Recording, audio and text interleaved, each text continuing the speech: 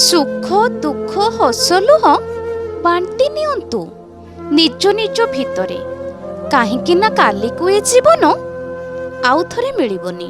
ପ୍ରେମ ମିଳିବା ନ ମିଳିବା ତାହା ତ ଭାଗ୍ୟର କଥା, କିନ୍ତୁ ପ୍ରେମ ସବୁବେଳେ ହୃଦୟରୁ ହେବା ଦରକାର। ଗୋଟିଏ କଥା ସବୁବେଳେ ମନେ ରଖିବେ, ଆମେ ସମସ୍ତେ ହାଟ ସଉଦା କରିବାକୁ ଆସିଛେ। ଥଳି ଆମର ପୁରା ହେଉ କି ନ ହେଉ, ସମୟ ସରିଗଲେ ପୁଣି ବାହୁଡ଼ିବାକୁ ପଡ଼ିବ। ସେଥିପାଇଁ ଯେତିକି ସଉଦା କରୁଛ ଚେଷ୍ଟା କର କିଛି ପୁଣ୍ୟ କିଣିବାକୁ। ଯେଉଁଦିନ ଆମକୁ ବୁଝି ଆସିବ ଯେ ସାମ୍ନାବାଲା ବ୍ୟକ୍ତି ଖରାପ ନୁହେଁ, କେବଳ ତାର ଭାବନା ଆମଠାରୁ ଅଲଗା, ସେହିଦିନ ସବୁ ଦୁଃଖ ସରିଯିବ। ଖୁସିରେ ରହିବାର ଦୁଇଟି ଉପାୟ, ଯାହା ଚାହୁଁଛ ତାହା ହାସଲ କର, ନହେଲେ ଯାହା ଅଛି ସେତିକିରେ ସନ୍ତୁଷ୍ଟ ରୁହ। କାହାକୁ ଧୋକା ଦେଇ ନିଜକୁ ଚାଲାକ ଭାବୁଥିବା ମଣିଷ ଏକଥା ଜାଣିବା ଦରକାର, ତାଙ୍କଠାରୁ ମୂର୍ଖ ଆଉ କେହି ନୁହନ୍ତି। କାରଣ ବିଶ୍ୱାସ ଭାଙ୍ଗିବାକୁ କିଛି କ୍ଷଣ ଲାଗିଥାଏ, କିନ୍ତୁ ବିଶ୍ୱାସ ଗଢ଼ିବାକୁ ସାରା ଜୀବନ ବି କମ୍ ପଡ଼ିଯାଏ। ଏକୁଟିଆ ରହିବାର ଅଭ୍ୟାସ ବି ଦରକାର, କାରଣ ସବୁବେଳେ ସାଥିରେ କେହି ରହିବେ ନାହିଁ। କାହା ପାଇଁ ସେତିକି ବଞ୍ଚ ଯେତିକି ସେ ତୁମ ଉପରେ ମରୁଛି। କିଛି ଦିନ ପରେ ସମସ୍ତେ ପର ହୋଇଯାଆନ୍ତି। ଜୀବନ ସାରା କାହାକୁ ନିଜର କରିବା ବହୁତ ବଡ଼ ଭ୍ରମ ହୋଇଥାଏ।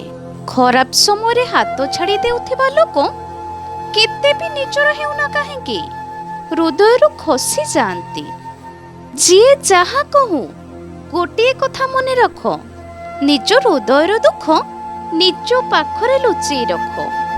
କାରଣ ଯାହା ଖବର କାଗଜରେ ବି ଛପି ପାରେ ନାହିଁ, ତାହା ଗାଁ ସାରା ଡିବି ଡିବି ହୋଇ ବାଣ୍ଟି ହୋଇଯାଏ।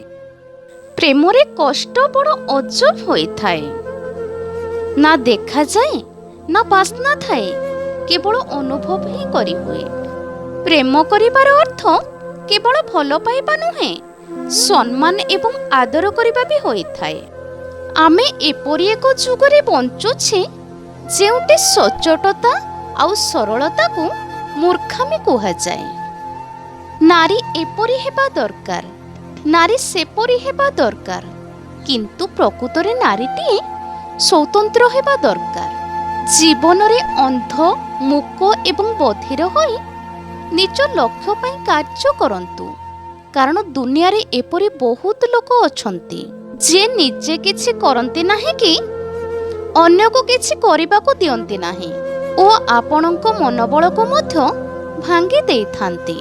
ତେଣୁ ଏଇଭଳି ଲୋକଙ୍କ ଠାରୁ ଦୂରେଇ ରୁହନ୍ତୁ।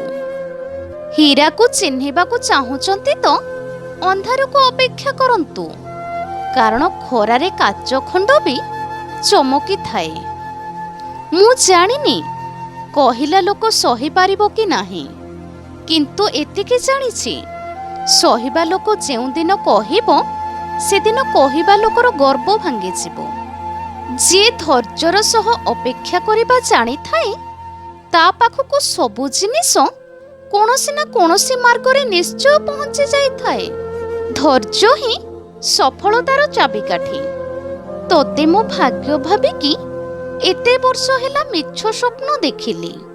ମୁଁ କ'ଣ ଜାଣିଥିଲି ତୋ ଭାଗ୍ୟରେ ଆଉ କିଏ ଅଛି, ଆଉ ମୋ ଭାଗ୍ୟ କେବଳ ଦୁଃଖରେ କାଟିବି ବୋଲି। ଏ ଜୀବନ ସବୁ କିଛି ଛଡ଼େଇ ନିଏ, ପୁଣି ଆଉ ଏକ ଅପେକ୍ଷା କରିବାକୁ ଛାଡ଼ିଦିଏ। ଜୀବନର ଆନନ୍ଦ କେବଳ ସେହି ଲୋକମାନେ ଉଠେଇ ପାରନ୍ତି ଯିଏ କେବଳ ସୁଖ ଭିତରୁ ସୁଖର ସନ୍ଧାନ ନୁହେଁ, ବରଂ ଦୁଃଖ ଭିତରୁ ବି ସୁଖର ସନ୍ଧାନ କରିପାରନ୍ତି। ଯାହା ଜିଭ ପାଇଁ ଅଧିକ ସ୍ୱାଦ ଲାଗିଥାଏ, ତାହା ଶରୀର ପାଇଁ ହାନିକାରକ ହୋଇଥାଏ। ଯାହା ମନକୁ ଖୁସି ଦେଇଥାଏ, ତାହା ଜୀବନ ପାଇଁ ହାନିକାରକ ହୋଇଥାଏ। ସେଥିପାଇଁ ତାହା କରନ୍ତୁ ଯାହା ଭବିଷ୍ୟତକୁ ସୁନ୍ଦର କରିବ, ତାହା ନୁହେଁ କିଛି ସମୟ ପାଇଁ ଖୁସି ଦେବ। ସମୟକୁ ଗୁରୁତ୍ୱ ଦେବାର ଅଛି ତ ସମୟ ଥାଉ ଥାଉ ଗୁରୁତ୍ୱ ଦିଅନ୍ତୁ, ନହେଲେ ପରେ ଶୁଖିଲା ପତ୍ରକୁ ପାଣି ଦେଇ ସବୁଜ କରିବାର ଆଶା ବେକାର ହୋଇଥାଏ। ସମ୍ପର୍କରେ କେହି କାହା ପାଇଁ ମରନ୍ତି ନାହିଁ, ହେଲେ କେହି କାହା ପାଇଁ ମରି ମରି ବଞ୍ଚିଥାନ୍ତି ନିଶ୍ଚିତ।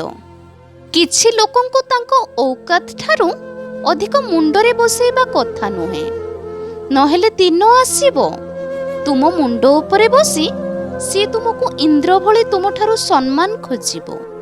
ଜୀବନର ପରିଚୟ ହେଉଛି ପ୍ରତ୍ୟେକ ମଣିଷ ଏଠି ବାସ୍ତବିକ, ହେଲେ ଚରିତ୍ରରେ ଅଭିନୟ ଥାଏ। ଲୁହ ଏଠି ବାସ୍ତବ, ହେଲେ ହସରେ ଅଭିନୟ ଥାଏ।